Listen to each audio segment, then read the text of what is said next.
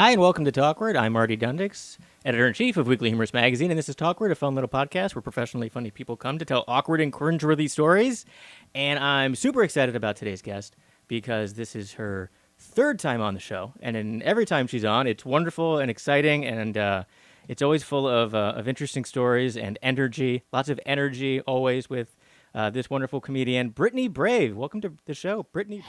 Back to Talkward. Wonderful to have you. Thank you. Wonderful to be here. Third time's the charm. Third time's the charm. Charm. Here we are. That I was in a middle school pop group, and that was our name. We were called Third Time's the Charm. Is that real?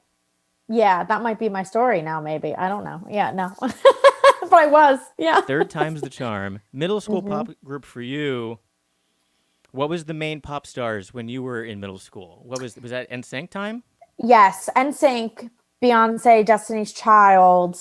There was this group called Dream that was really big. BB Mac. Yeah, that was it. Yeah, Christina Aguilera, Jessica Simpson. So that was like that. That was like 97, 98, 99. Yeah, early millennium, late 1990s. I was working as a DJ at a hit music station in Syracuse, New York at Z89 Radio, and that was a major rotation was all of those pop songs was right when I got there. It was like Barbie Girl, Aqua, and then it was like NSYNC, Backstreet Boys, 98 Degrees, all of that stuff. Like there was such a major wave of similar pop engines. Like the record label started like manufacturing pop songs. Pop groups, like and Backstreet and O-Town and all of them, and and I'm sure like Third Time's the Charm, or as we called ourselves, 3TC. We probably submitted our tape to you in your radio station, and you were like, we were like 3TC because there was also 3LW was one of the groups at the time, Three Little Women, and we were Third Time's the Charm. So we really thought we were going to make it. 3TC kind of sounds like it might be a serial killer nickname. Fun. The 3TC killer strikes again. He's got a disgusting MO, and is he single? That's what I want to know. Is he single? It's always baby doll heads. Is he single? Probably. And if he's in prison, he probably has tons of admirers. I can do long distance. That's all I'm trying to say. Pretty brave. You are a comedy producer, a comedian. You are a small business type entrepreneurial person. You are currently in Miami, Florida. Mm-hmm. You were in New York, but you kind of split your time between New York and Miami now because you still do shows in New York. And you organize shows that are in New York, but now they're virtual shows. But they weren't virtual shows. So let's talk a little bit. Last time I talked to you was probably about a year ago. And you were running shows at, it was called Rock Candy. And it was a great, was that a monthly show? Monthly at Rockwood Music Hall. Yes. Rock Candy. You had great marketing, great. I loved all the PR stuff you did. I thought you had great branding for that show, and you always had a great headliner. And it was a cool looking room. You got big names. Yep. And then everything stops, and all of us who have monthly shows realize that not doing a monthly show gives you a little bit of time to breathe. Right. But then how quickly did you go from not having a monthly show in person to finding another way to do comedy not inside traditional means, places, things like that? I think it was 12 hours. When you're sick in the head like us comedians are, it's literally like a drug. And I think I was in like denial over what was going on with this pandemic. And I mean, I was still like, well, are my shows still happening? Because I feel like everyone accepted the reality of this pandemic at a different moment in March 2020, right? Like by the end of March, everyone was like, okay, well, we're locked down and everything's shut down and we're in it and this is real. But I remember those like 2 weeks leading up to it. Some people immediately were canceling stuff and going home. Other people like myself were in like complete denial and like, still going to shows and like, is this serious? Like, what's this Corona thing? Yeah. Like everybody. And then the second everything was actually canceled and actually closed and Daddy Cuomo was like, no comedy, it's illegal. I call him Daddy Cuomo. Then I think like that first week I remember being trapped in my apartment and having like a real, like an outpouring of support from like other like media outlets and people, friends being like, I don't even think it hit us comedians. And my friends were like, what are you going to do for money? And then I was like, oh yeah. Like, like that's And then enters everybody's new OnlyFans account. exactly. And then I was like, okay, this is what I'm going to do with all these elbow pics and feet pics. Feet pics are oversaturated. So I started to rely on the elbow, the side nostril really gets them. Sure. There's a niche for that. There's definitely some earlobe. People are into earlobes. Let me tell you something about internet porn. And I don't know a lot about it. I think I have a pretty basic knowledge, comprehensive knowledge. If you think there's a market for it, there's a market for it. Just when you think there's a market for just about anything, I think. I think it was that first, like second or third week of March, once everything was actually closed. And what was the first thing we were doing? Instagram Live was the first thing everybody hopped on. Instagram Live was everywhere. Yeah. Instagram Live was almost like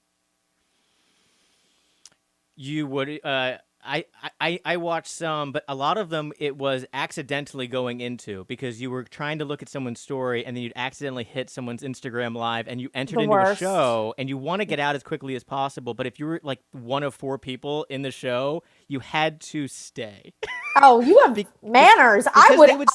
They would see me and it would be like, oh, Marty just joined. Hey, Marty, how you doing? I'm like, I'm doing great. I'm so excited about this show that I just joined. I'm going to sit here, and and honest to God, I did this. I would leave, because I didn't want to watch it, but I didn't want to leave, so I would just leave it on my phone, and I'd put my phone down on the couch, and I'd go back to watching TV, and it would just be on, because I felt like I was attending, and I was being supportive. And then I'd be like, and I'd check to see how many people. I'm like, okay, enough people are watching now that I'm not. I can bow out. Leaving. I could bow out. Yeah, that's so funny. That's funny. You're much more polite than I am. I would, by the time they would finish the sentence, Brittany Brave just joined. Brittany Brave was gone. Let me put it that way. I was out. Okay, Irish exited right out of that shit. And that was always interesting too, Instagram Live, because first off, it's a very static platform that's terrible for stand-up. So we were all trying to make that work and whatever. But like when you're bombing in real time, and I could talk about this now because I bombed so badly last night that it's very fresh. I'm still licking my wounds. You're spending the entire time like guessing, am I bombing? Yeah. Or like, they look engaged. How bad is this going? And I'm trying to, and then on Instagram Live, you watch the numerical count go down in real time. It just drops as you're losing people's attention. So, it's like a stock market crash in real time. It's like an audience crash. It's just like, literally. Oh, the number is this number in the negatives? How is there negative people in the show? Yeah, like whenever you watch movies and like stock market executives are like, and running around because like stock is dropping. That was us. We were like sweating and we're like, tell your best joke, take your shirt off, show an elbow. So yeah.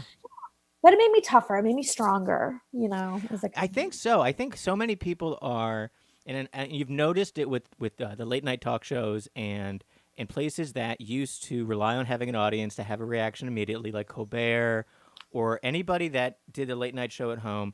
They've changed their monologues, but some people have been able to become better at the jokes are stronger because they're not relying on that audience energy. Mm-hmm. So they know they're not going to get that reaction that's going to make them feel good. So they need to write jokes that are funny without having an audience to tell you that they're funny. You have to be so confident in this joke that the delivery is a delivery and then just silence and then moving on, Yeah. And if you can do that, you've just become a much stronger performer in comic. And I think when people start going back to having an audience to give them that love in person, a lot of comics are going to have improved greatly because of this exercise. Not all, but some will have become like much better because they've been working out their joke crafting without getting that audience, because a lot of times audience will laugh when something isn't even funny, because they want to support you. And they probably, without having any support, even if it's like fake laughs, they've had to toughen up a lot to be out there and like still trudging. A lot of people hung it up temporarily until they can get a real audience. And the people that are out there making the shows, I've seen a ton new. There's a lot more new names I'm seeing Hmm. because it's people that maybe you didn't see as much at the bar shows or in the club booked shows because Hmm. maybe they didn't make it on, and now they are working it like nonstop. Yeah, yeah. I think that yes, that is definitely a thing. So the virtual comedy, it was kind of, yeah, I'm a big fan of it for that reason. Like how you said, I personally, I felt like as if I've grown immensely as a comic from it. Just because, yeah, like, there's obviously nothing compares to like a live living, breathing room inside too with a live audience. But yeah, sometimes you allow yourself, it is feeding off of their energy, and it's a lot easier to get in your head in front of a live audience if something you expected to land one way and it doesn't, or what does that person's look on their face mean, do I have them, do I not, who's in the room, blah blah blah, and all these different Is bullshit Jeffrey Tubin factors. in here? What is he doing? What? Why is he here? Yeah, yeah, exactly. Jeff Bezos. No, okay. It's so all these different things, and I think Zoom comedy, yeah, it became like a workout. It helps with your pacing a lot, with your pacing, just to help you slow down and like recraft your delivery, and yeah, a little bit of like the lack of fuckery, if you will. Like you're just kind of Hmm. like, well, I know I might not get the response, so it really is just about the material and me working something out. And Yeah. yeah, I mean, I will say, like, I think this pandemic has leveled the playing field. Like I've seen some people have fallen off the face of the planet, and I guess if you found out that like comedy really wasn't what you wanted to do, more power to you. I think everybody reinvented themselves to some extent Yeah. in this quarantine. But then I do think I have seen some select people that I think we all were grinding really hard and working really hard beforehand and doing well. And then, yeah, we were able to push through virtual and push through outdoor shows. Now we are a little bit like, hey, man, I'm coasting in a Yeah. whole new way I wasn't this time last year. And I'm a way better comic because I like didn't let that time just go to Yeah. waste. I just wrote and suffered through Zoom shows and got out of my own way and got out of my, and if I can tell a joke on a Zoom call or tell a joke in Central Park where a dog comes by and a fucking subway train runs by and I can still command a crowd, it almost makes indoor comedy now not look like a cakewalk, but Yeah. you're like, oh God, we had so many elements with indoor comedy that set comedy up to succeed. Yeah. So You yeah. didn't know how good you had it. Now and now And when you get back to it, you're gonna be like, God, this is amazing. I bombed in a bar show. I bombed in Boca Raton so badly last night. And I have knock on wood. I fucking fuck you, Boca Raton. Okay. I went there and I said, if all else fails, I'll have a decent set and I will find me a sugar daddy to go home with, Yeah. or I will just live in a retirement home. I don't know. And I hadn't had a bomb like that in a while because I have been getting up a lot and I have been doing, and I just had it rock me. And I was like, in a weird way, I was like, don't complain, Brittany. Like, oh, you got to bomb in a bar in Boca Raton. Like, yes, What like was the this. room You like? Was it a big room? Did it have a nice stage? It was. It was actually. It was great. It had a great stage. It was the brand new comedy night at this Irish pub in Boca. And it was the first night I took the bullet spot. And I was feeling a bomb, as comics. It's just I was like already kind of walking into that night, like, nah, I'm PMSing. I'm not in the mood to be And the funny. bullet But is the bullet spot the first spot after the host? yes. Okay. Yeah. Which I didn't consider that. Like I was like, whatever, at this point, I'll take the bullet, the guests, like whatever. And then I had two or three older comics say, like, you did well. I was like, really? And they were like, and only comics get this because comics were like, you were given a thankless spot. Yeah. And I really didn't give myself that slack. Well, it But also depends on the host, right? So if the host doesn't set it up for you and doesn't warm them up enough, then then basically you're warming them up. right. You're always doing a little bit of spillover from the host, Yeah. especially. And then sometimes if the host only does crowd work too, it's all a whole thing because then it's like they only do crowd work and then the audience gets used to that being what it is you're going to do because there was a lot of crowd work up top and then that was all that really worked for me last night. I think that's what they wanted was like more of that. Yeah. Then when I tried to dip into material, they were like, "Wait a minute. No, we thought this was going to be, but they keep you humble, the bombs. I feel That's like good. you've known me from my very, very beginnings in stand up to now. Was still beginning, very new. Really? Yeah, I booked you on guaranteed delivery. How early. was that really early? When was that? 2018, maybe. Yeah, that was yeah, definitely. I didn't really start seriously doing stand up, actually doing stand up. Like I don't count You the were on a first show show. that was horribly booked. I booked the poorest lineup, not including you, but I booked a show that I think someone dropped out, and because that person was more of a name, I had kind of put all my eggs in that name's basket, and then everything else was kind of like, well, whatever. And Wendy Starling was hosting it, and someone bailed, and I called Micah Fox to fill in, and Micah and Wendy were looking at the lineup, and they were like, "You don't really have a show." And Yeah, this is at the yeah, show. This is like 10 minutes before the show. yeah. And They're I like, was you like, don't have a "You lineup. guys will figure it Yeah. out. You guys will make it funny. Go, go, go, go." And they did. Ah, They did. yeah. You were one of the real comics on the bill. Everyone else was kind of like a friend that asked me to be on the show, and I was like, "Sure, you can be on the show." And I put too many friends who asked me to be on the show on the same show. So you were running like an open mic, really? It was probably worse than an open mic. It was, Oh yeah, no. because it So it didn't was have enough. hell. It was like an open mic that only had like 4 people. That's pretty bad when I even ended up comics letting go. this Yeah. guy who was the door guy at some comedy club, and he wanted to do 5 minutes. So we let him on stage, and then he like knocked the lamp over that was on the. I do remember Remember this. that? I was like, "What is going on?" It's so funny because after you start after the show starts, and you're the producer, your part is pretty much done. Like It's just gonna run itself now. I'm running time and I'm giving the light, but I mean, it's the show is off and running. Like I've pushed the boulder down the hill and we'll see where it goes. And at that point, I was just watching it and it was someone else's show. I was like, what is this show? Yeah, you're like, is this did I make this happen? Is Is this this my me? doing? It What was fun happened? though. They were all fun. And looking back on any of them, you miss it so much. You're like, God, I had such an opportunity to do this wonderful show in this wonderful room, and I enjoyed every show, and now I'm not getting to do them, and I miss it so much. So hopefully that I Yeah, mean and that'll you come run back. That your location's show still is one there. of my favorites, and thank you for you've had me on it a couple times, and it's a Yeah, it was great so much fun. venue. So much fun. So So much let's talk fun. about the show that you're well, you picked up a great thing, and I had never heard of the Tiny Cupboard. Mm-hmm. And you started doing rooftop shows there, like Mm-hmm. really quick when outdoor comedy started up. And what is this location, and how did you find the Tiny Cupboard? I know that you were running shows there. I know that Natalie Cuomo was running shows there. Mm-hmm. And so, like, how did you guys find this place? How did they start saying, "Oh, this is a rooftop we have. Just let's start putting people on the roof"? Like, had they had shows up there, like music shows before? They had not, and I was one of the first, if not the first, rooftop show up there. So I am very I latched onto the right two people, the right venue. I had not heard of the Tiny Cupboard pre-pandemic, but they did exist. They were the smallest venue in the world. They have a really cool neon purple teeny tiny box in Bushwick. Uh, it's a really cool space, and like they would have music and comedy, excuse me, and different things there. And then they were one of the first to have such a presence in the virtual area that's how I found out about them. I did improvised tarot with them. I started my own weekly thing. They started putting me on like whatever, going back and forth. And then yeah, the city started to open up. People were starting to do things on the roof or in their backyards or parks or whatever.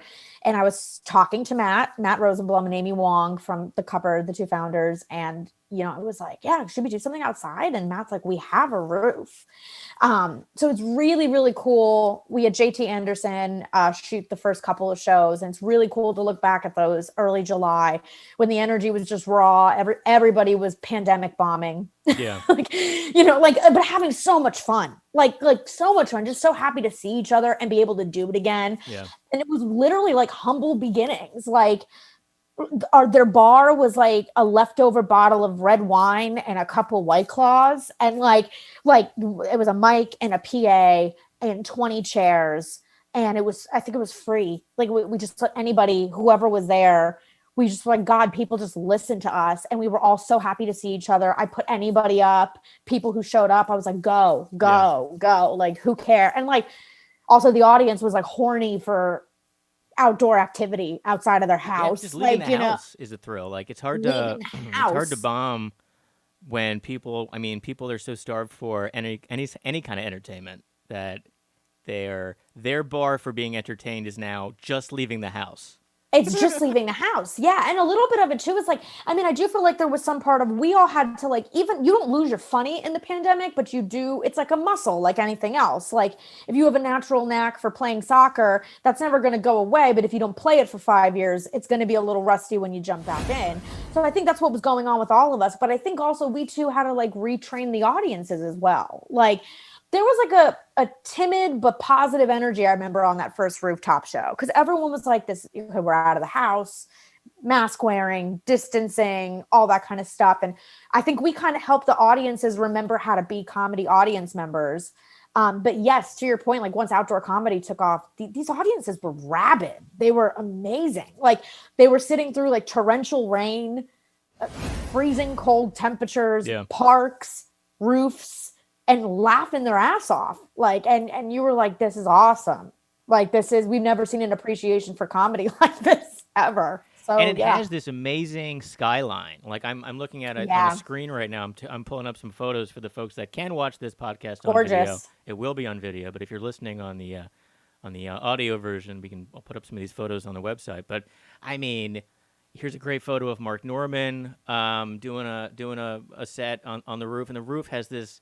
It's got some, great graffiti along the sides, and you just have this. It's so Bushwick, so Brooklyn, Brooklyn, and this great, this great skyline, just all of, and everyone's nice and distanced. Everyone's, is very far apart. So people took, safety very seriously with a lot of these outdoor shows, and I know that Stand Up New York took it very seriously with all the park shows that people had to do, and now they're doing, subway doing so many shows on the subway. Yeah. The subway shows look very interesting. I'm not sure if I got trapped on the subway, I'd love. Maybe it would depend on who the talent was. Yeah, you got to have the right subway car. I hadn't done any of the subway. I did a subway open mic, and that was enough to make me. Oh, really? I did a subway open mic, but that used to exist pre-pandemic too. There was one that would happen at the Herald Square subway station, and it's kind of funny. Like it's very like masturbatory for the comics because it's so bad that we all just get a kick out of it. And like, does it make you a better comedian? I don't know. Is it funny? Yeah. Like, but I've heard great things about those subway shows with Stand Up New York. I've had a couple people do them and they're actually kind of fun. Like, and it is that willing, like train wreck that you just subscribe to. And you're just like, this is weird, isn't it? And the subway's like, the subway car to people. So. But it's not any weirder than the other entertainment that you get on the subway. Like, you get the kids who are, having the big show, and then, they're doing the flips around the bars, and they're doing all this stuff that's terrifying. Or this one guy that's just jerking off behind a copy of the New York Times. Exactly. So there's, there's a wide range of entertainment on the subway. So something for everyone. Comparatively speaking. Yeah. So the show that's coming up on Friday. So moving forward, so you had the live show on the roof at the Tiny Cupboard for a couple of months. Weeks? You did the Friday night show for First July. Week in July. Yep. Mm-hmm. And now you have a Friday show. Is it always the virtual show on Fridays? Yes. So it's just seen many different iterations. It went from the roof to their indoor church that they built, their comedy church.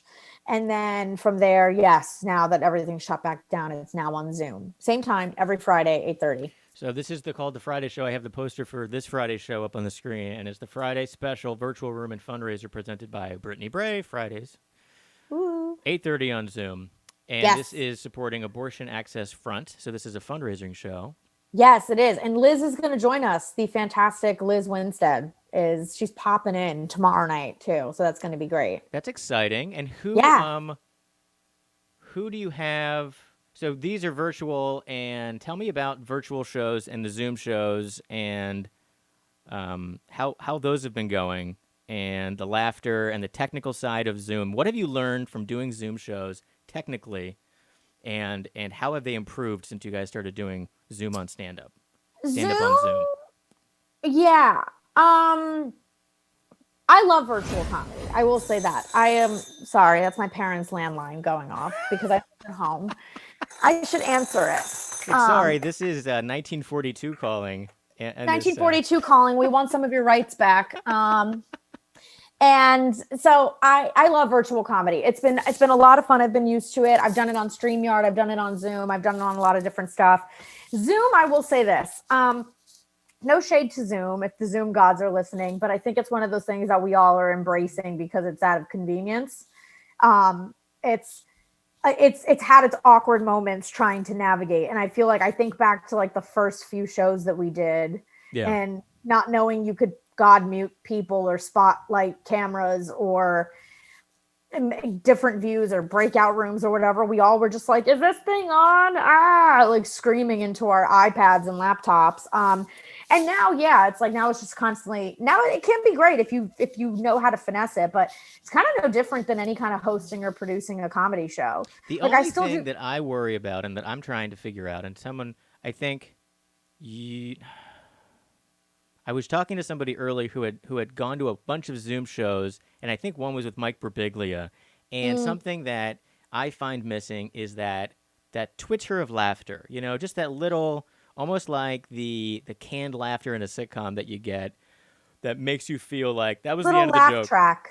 A little, I want yeah. Zoom to let me not necessarily have a laugh track, but kind of like you could actually push a couple of good buttons that's like big laugh, small laugh, but then maybe all of the people in the Zoom, if you can push a button to make everybody who's not a performer make their microphone at like 2, right? Oh yeah. So Like an that, audio mixing yeah, board. so the audio is like background noise, but it's like but it's like background noise that when together would feel like a wave of laughter. Instead of having it be the same volume, and then it's like one guy's like ha, and you're like, oh Jesus, shut Or up, one, mute that guy. or this one woman who from Wisconsin, I think her name was Rita. She decided to garden. She was like potting plants during a Zoom comedy show, and it was right by like her speaker, and you were just hearing clanking and clanking of her like little shovel and stuff. And I was like, Rita, go on mute. Like, just do one thing at a time, Rita. Don't multitask. Yeah, that's a good point. Yeah, because it is all equal, and then they do have that issue of like the camera pans to the person who's technically the loudest, who Right, right. often isn't the comedian. It's usually Rita and her fucking succulents. Okay. So yeah, yes. Zoom, get on it. Succulents. Yeah. So are Succulent. you on the TikTok? You're not a Yeah, TikTok person? Because it's I'm like not it's good at interesting. it. I've seen a lot of because I'm a isolated person these days, so my entire world is social media and my phone and Yeah. and Instagram and whatever. Which it was for everybody before the pandemic, but now we just have an excuse. Now Yeah, we're like, this is my exactly, life. exactly. Right. Right. Um, and people that have definitely started OnlyFans, which is like interesting. Yeah. And then definitely started TikToks. Like people have become TikTok celebrities. And I'm not on TikTok, but the amount of viewership that people seem to get on TikTok is insane. Like It is, but I don't think it translates. I don't really like TikTok. Sorry, China. I made a mistake when I was like, I'm gonna get Weekly Humorist on TikTok. I'm just gonna set this up, and it was like right before everything shut down. I was deciding I was going to go on TikTok and I was going to have a Weekly Humorist brand on TikTok. So I opened up the TikTok and I'm like, I want the Weekly Humorist username. I'm like, yeah, it's available. So I secured that and it's setting up account. It's like setting up account, birthday, and I just put like the start of the business, Yeah. which would be So 3 years. So it's like, oh, since you're 3 years old, you can only have limited access to TikTok. Thank you, and it like shut my account down, so now I can only look at like animal videos. And it won't just- let me change it. So I have this. I secured the username. I can't use the account at all. That is hilarious. That is hilarious. They should do that with OnlyFans too. They should be like, since you're only 17 years old Yeah. or 18, I don't know. Yeah. That's funny. Yeah, that's really funny. So I can only look at it's like baby animals and babies. And which is that's honestly, it. arguably, you're in the best 1% of TikTok. 'Cause Yeah. I really think you have to be mentally deranged to be good at it. Like anybody who's like, and like, if you're a comedian and you have some success on there, congratulations. Also, it doesn't matter. Sorry, shots fired. But like, it never translates to anything. Yeah. The people using it, you have to see like even the views. Like I've had little things now, like pop, like random stand-up clips or stupid videos, but like it never, ever, ever translates to people following me anywhere else or ever being ticket buyers. Yeah. And then it just results in me fighting with some 16-year-old in Arkansas who's like, you're not funny. And I'm like, you can't even hold a job. And like, like it's just, Yeah. it's People not can good. be I think the only upside for being popular on a platform is that maybe other places will report how popular you are on like BuzzFeed will say like this was this hilarious thing on TikTok and then Right. that's something. But that's pretty Right. much all you're going to get. Yes, That's what I think. Yeah. Yeah. So I do not, I TikTok out of necessity, and I just am throwing anything on there. What's coming up And next? What's the next moves for Brittany Brave in the comedy business producer world? I have a web series coming out that I'm so excited That's about. right. I was looking at that. I wanted to talk Yeah. about that because I keep on seeing stills. You keep posting stills from this like film, and it looks like a Yeah. comedy. It looks like maybe like a rom-com type thing. Little bit. Yeah. It's called The Disastrous Dating Life of Diane Dimone. And it is a web series. It's very high maintenance, Fleabag esque. And it's great. It's episodic, one story, one guy at a time, and it's a very awkward, quirky, but real. So each Like, episode is a different guy, it's different a different date. guy. Okay. He's introduced. We see it's based on real life too. It's based on things that I've gone through, and also things that the director and creator Joe Conroy, his friend Lori, they're very good friends, and she, much like me, we bonded on this. She went through ridiculous, crazy, you'd never believe this to be true shit in trying to date in New York City, in Dayton, Philly, where she lives now. And Joe was like, I want to make a show about this. So it's based off of her craziest stories. There's an element of surrealism to it. That's where I think the show has like its charm. But yeah, each of these guys is one story, one guy, one episode, and then he's gone. But like the peripheral characters that are Diane's inner voice, this is the surreal aspect, inner voice, her voice of reason, things like that, those people are recurring throughout the show, so that's kind of cool. That's awesome. How long is each episode? It's under 10 minutes each Okay. episode, and we have 3 spec episodes shot, a bunch more written, currently writing a bunch more, but like our goal now, we're premiering episode 1 with a live virtual comedy show on February 18th at 9 p.m. It's free, just need to RSVP. Where can people go for that? Your website? My website and Eventbrite, and my Okay. Instagram has all my links and all the At things. Brittany Brave. Yes, and at Disastrous Diane Series is the show. Yeah, so we're going to do a virtual stand-up show, a cast Q&A, and we're going to screen episode 1. And then we're going to let episode 1 breathe and see what it does. We have 2 already made, and then I'm probably flying back to New York in March and April to make another 3. And yeah, we all really love this show and believe in it a lot. And I got to write in it, help cast it, help produce it, help It looks scout great. The locations. stills that I've seen, it looks real high quality. Like it looks like I thought it was a movie. Like it looks It's awesome. It looks great. Yeah. Yeah. And so he's wonderful. Joe Conroy and Americana Media is who's producing and who created it. And I'm very fortunate. We worked together like a year and a half ago on an entirely other web series. And then he approached me last summer and he's like, I've been writing this web series. It's about like a feisty Italian girl who's both feet in and both feet out, trying to find love and connection in New York. And he's like, I can't help but hear you in all of the scripts. And I So was that like, can be, hell yeah. and since some of this is coming from an autobiographical place, this can be your cringeworthy Talkward story can be maybe one of the things. Yes. Oh yeah, sure. So what tell me a story that maybe made it into the web series. Which is the one I made. So we are writing an episode based off of a fella that I was seeing about a year and a half or 2 years ago, who is asexual. Okay. A little asexual, and it just basically is going to follow Diane around being perpetually sexually rejected by someone she's also somehow only in a sexual relationship with. And this guy literally, it was very strange, and we started off as friends, and then it opened up that part of our relationship, and it was great, and it was healthy, fun, whatever. And then he started to reveal that he'd rather like he would tell me he wanted me to come over so that we could paint or like make cartoons and animations, and I thought that was code for like anal, or like I was like, oh, we're making cartoon like, oh, we're gonna try something new tonight. And then I would get there and he'd be I'm like, gonna Bugs Bunny you. Right, Yeah. right, exactly. It was really bend over, 101 Dalmatians, no, or whatever. And then I get there and he'd be like sipping tea, and I would be all dressed up and like a cocktail or 2 in. And I'm like, we're gonna, yeah. And then he was like, I'm not in the mood. I'd rather read a book. And there was like one moment when he was like, I started writing jokes, and I was in his bed, and I was like, okay, what are you? And he goes, well, you want to hear them? I said, yeah. He's like, so you know how sex makes me really uncomfortable? And I was like, Yeah, I totally know that, as like my pants are halfway removed. And like, so that was like one of like many anecdotes that I submitted to Joe. And that was the one that he, at least from the writing and directing perspective, was like, we can make this something. This Yeah, is we fun. can make this work. Yeah. I'm guessing yeah. that relationship did not work out with that fellow. Yeah, we're friends now, but you know, it's hard out here. That's why I think Diane really captures the like, she wants someone. She doesn't need someone. And I identify with her a lot in that I am like all in. Yeah. But I think the way it differs from other dating shows is that she's got her wits about her. Like she's all in, but then she's all out, like at the same time. Like there's no romanticism there either. Like she knows her line, and when it's crossed, she's out. And that's it. That sounds super exciting. Well, congratulations on the web series coming out. Thank you. And the big show on Friday.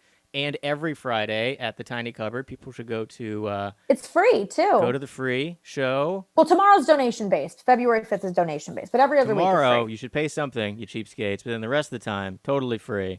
And totally free. You can get that information all on Instagram at the Tiny Cupboard or at Brittany Brave. And yes. I hope I get to see you soon, Brittany Brave. I know, me too. I hope I'm planning to come back and do a visit in New York. Yeah, like April-ish. Okay, I'll see you in April-ish. So hopefully we can, touch. You're not missing anything here, though. Enjoy Miami. That's because we just had like 4 feet of snow, and I haven't left the house in a week. So it's 4 feet of snow means 4 feet of cocaine down here. So. Yeah, you guys in Miami, you guys are always having fun. Know how we are. So now it's just like a puddle. Everything's just a puddle, and everything's disgusting and dirty in New York and wet and gross. So you're missing nothing. Greatest city in the world, baby. Greatest city in the world. Yeah. I'll talk to you soon. Thanks for being on Talkward, Brittany Brave. Thank you, Marty. I love you. I love you, too. All right. Thanks for tuning in, and thanks for watching. This is Talkward. Tune in at talkward.com and subscribe on iTunes and Spotify and watch on Instagram TV. I'm Marty Dundix, Weekly Humorist, Editor-in-Chief, and we'll see you next time. Thanks for watching. Bye. Bye. Bye, Brittany Brave. Bye. Thank you for having me.